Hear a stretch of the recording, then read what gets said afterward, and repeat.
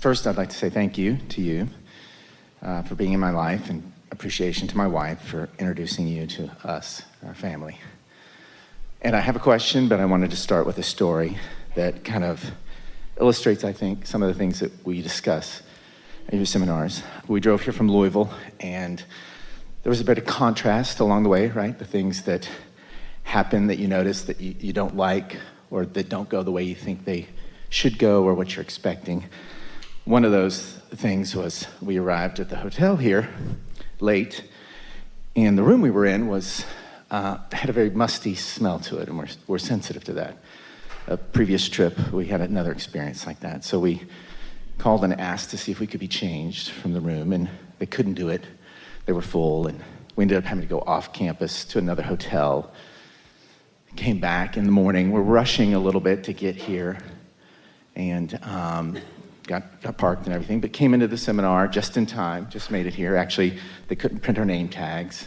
You know, all those little things, right, that could draw your attention to becoming frustrated or aggravated about things. And then we come into the seminar, and we're feeling all this good energy, right, this positiveness that we're dealing with. And so I got up at one of the breaks because they did have a room for us. They were going to switch us last night.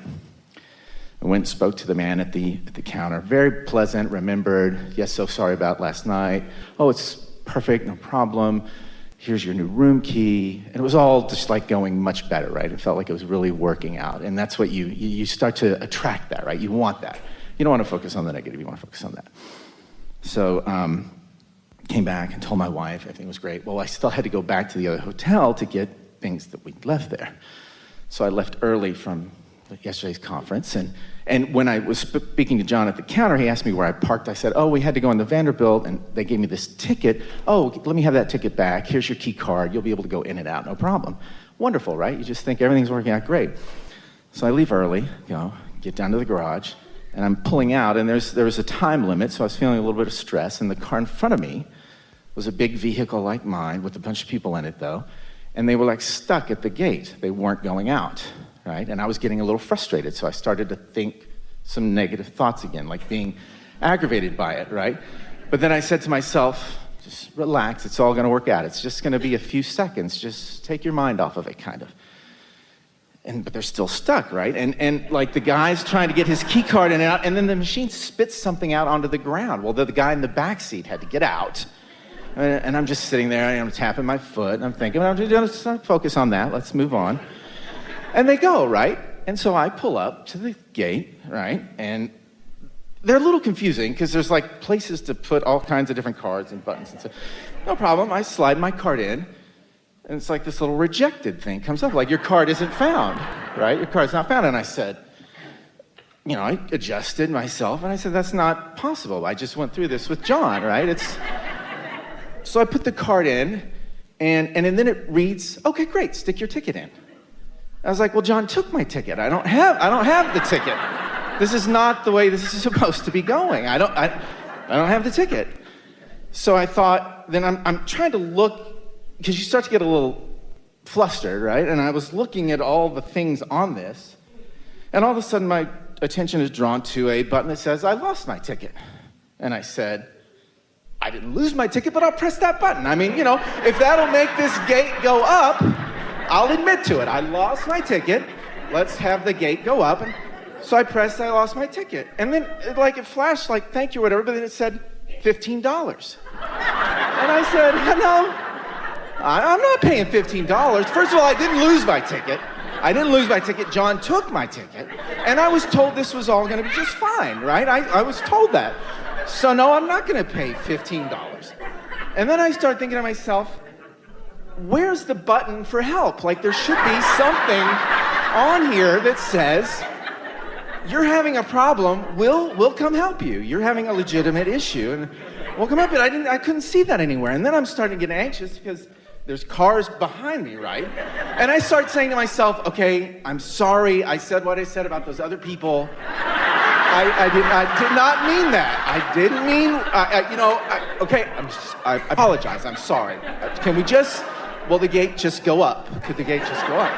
And then I see the button that says assistance. I'm like, it was right there the whole time. I pressed the button, and I'm saying, God, I hope John picks up, because he'll know what's going on, right? He'll know he took my ticket. They'll send someone else, something will happen. And there's no response. There's literally no response. And so I'm like, okay, you say these things to yourself. What's your path of least resistance, right? And after, I'm thinking about this sitting in the audience. What? Murder. No, so then I'm thinking, this little dog won't bite you, this little dog won't bite you. I said, what if I bite the dog? What if I look at the thing, I look at the gate thing, and I'm like, I can drive through that. I'm justified here. I'm justified. I'm the victim. I've been wronged. I didn't get the room I wanted last night. I've been told I could drive out, right? Okay, but then I calmed down. Frustration. Anger. It was. Revenge, yes. Anger, all those things. But all then justified. And then I look in my side view mirror, and now there's like 4 cars, right? And I'm thinking, I'm just so embarrassed. I'm totally embarrassed. And furthermore, I'm supposed to be good at these things. I'm a man. Like, this machine can't, what's the problem here? So then I say, fine, I'm just going to pay the $15 because I don't want to ruin everybody's day, right? And I'm feeling, and I was like, John will take care of it. Somehow it'll work out, right? I get back into alignment. Like, I stop all this aggravation and everything. Not really, but all right. But, okay. No. And you're the boss, right? So but I felt it. I'd look over at my wallet, I'm like, just take your credit card out. And I talk to myself, just put it, I try to walk myself through the steps. Just put it in there, pay, get your receipt, you'll be up there. I go to turn back around, and there's this hand with a white card, and they're flashing it over this part, and this person says to me, there you go, sir. Have a wonderful afternoon. Literally. And I'm shocked. I'm like, who are you? Where'd you come from? And they're like, the button worked. They don't even talk. They just send someone out, right? And I look over my shoulder, and the gate goes up, right? I'm like, is this really happening? And the gentleman gets in the car behind me. And I'm like, I just said, thank you, guys. Thank you so much, And it was one of those things where it was like, all that happened in the span of probably 6, 7, 8 minutes at the most. Seemed like way longer. It did it? But then I drove off, and everything seemed like the universe was whole again, right? I felt so good about it. I was like, this was just brought to me, and it feels like I was so in alignment. I worked through everything, all these in milliseconds, So I feel like that happens to me a lot. I do. I feel like, don't laugh at me. I mean, we are not laughing. I know, like all those things. But in the end, it's like always working out, because I've learned the mantra. There's nothing serious going on here. There's nothing wrong. You can't ever get it wrong. You don't ever get it done. All those nice things that are kind of like comforting. Like, I felt loved again. I felt like, even though I was justified, I was the one that was wronged here. This wasn't working for me, but that it all worked out, right? And so I feel that in life. I feel that with you. I feel that with my wife. We bicker at times, but it's always working out. But my question to you is... Oh, whoops, we're out of time.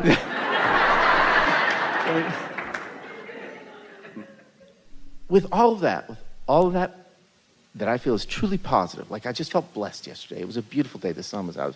Driving, we came back here, everything worked out wonderfully. You're sort of schizophrenic, It is, but it's I enjoy it, obviously. I revel in it a little bit. But my point being, next. But my point being, I still feel like I'm just bouncing around with that. Like, things are working out for me, but I feel stuck and lost at times with either who I am and my growth. What you're describing is pretty representative of almost everyone in the room relative to so many things. And what it's about reacting to life. Another way of saying it is a sort of conditional. In other words, when this happens, I feel this way. When this happens, I feel this way. Esther has a fun game she plays with her grandkids, and they know the story, so they play along. Esther says, hey, I jumped out of an airplane. And they say, oh, that's good. And Esther says, no, because the parachute didn't open. And they say, oh, that's bad. And Esther said, oh, that's all right. There was a haystack down there below me. And they say, oh, that's good. And Esther says, no, that's bad. There was a pitchfork in it. And they say, oh, that's bad. And Esther says, no, it's good because I missed the pitchfork. And they say, oh, that's good. And Esther says, no, that's bad because I missed the haystack too. And so we're having a little bit of the fun. This happened and that wasn't good, and this happened and that felt better, and this happened. And so it's a reaction to life. Well, of course, that's what you're going to have. That's what the step 1 moments are about. But if it's a step 1 moment, it feels one way. If it's a step 5 moment, it feels another way. So the difference between whether 6 minutes of your life feels like a step 1 moment, which is contrast, that is launching rockets of desire, but it's still contrast, or a step 5 moment where you're still in alignment, witnessing the contrast from the viewpoint of your inner being. What makes the difference between whether you're living a lot of step 1 moments or a lot of step 5 moments, because you see, whether it's a step 1 moment or a step 5 moment, you still receive the benefit of the bounce. But the difference between a step 1 moment and a step 5 moment is in the step 1 moment, you're still in resistance, and so you're still not in the receiving mode. Where in the step 5 moment, you still get the bounce, but you receive the benefit of understanding all of that. And so from what you're describing to us, we want to acknowledge that you are much closer to a step 5 moment than you were a step 1 moment. That's why you came out of it feeling better, or at least all right.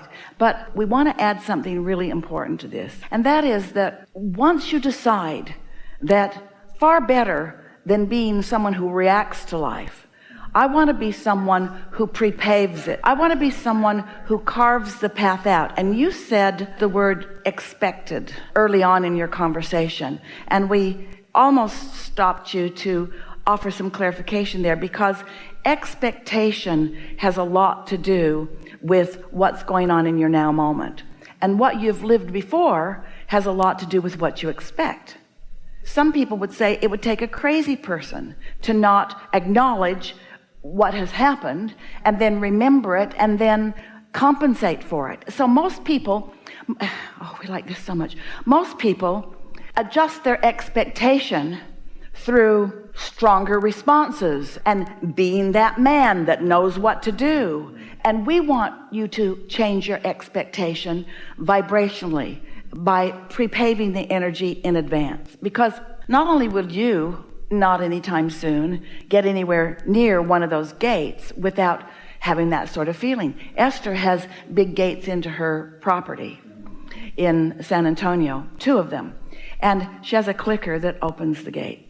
And the other night, she came back from a late flight, and she's getting onto the 40-acre campus, and there's no one there except her, and the gate would not open. So just for a moment, she thought, is the power off?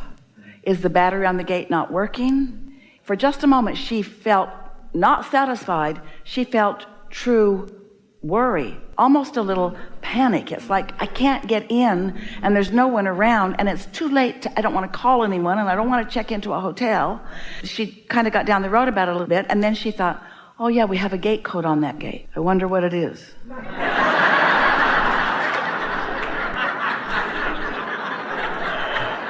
Because her clicker's been working. Her clicker's been working, her clicker's been working, her clicker's been working. And so then she thought, well, it's logical that I put it in my phone somewhere.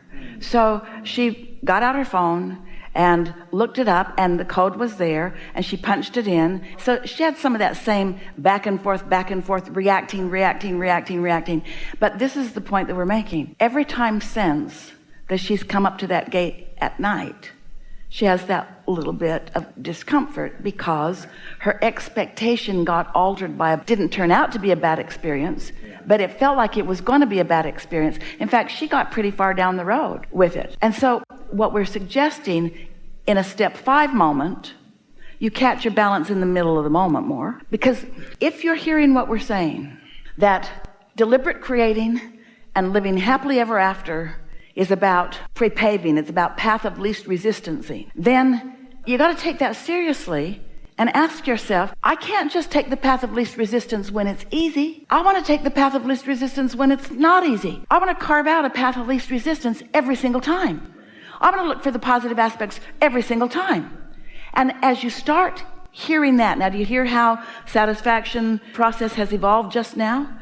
If I take path of least resistance, and what's the path of least resistance? The path of least resistance is how I feel. Even if she'd had to check into a hotel, it's how she feels. The path of least resistance isn't whether the gate opens or not. The path of least resistance is about how I feel when the gate doesn't open.